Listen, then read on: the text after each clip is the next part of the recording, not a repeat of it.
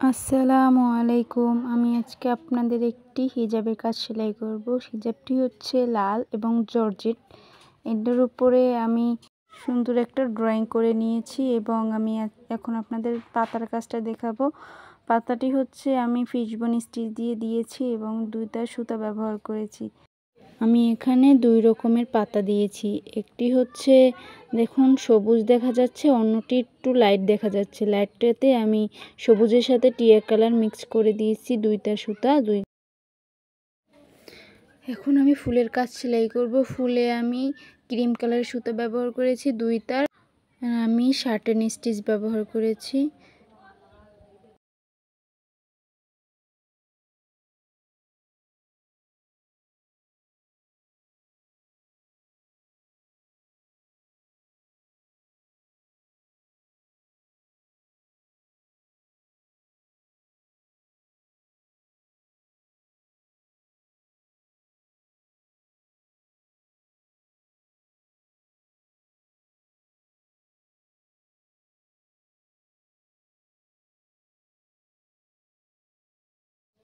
ফুলের ভিতরে খালি স্পেসটায় আমি দিয়ে দেব ফ্রেঞ্চ নট। ফ্রেঞ্চ নটটা আমার অনেক পছন্দের একটি।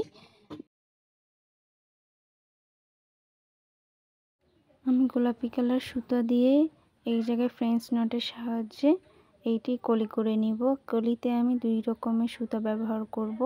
একটি হচ্ছে গোলাপি আর একটি হচ্ছে সাদা। মাশাআল্লাহ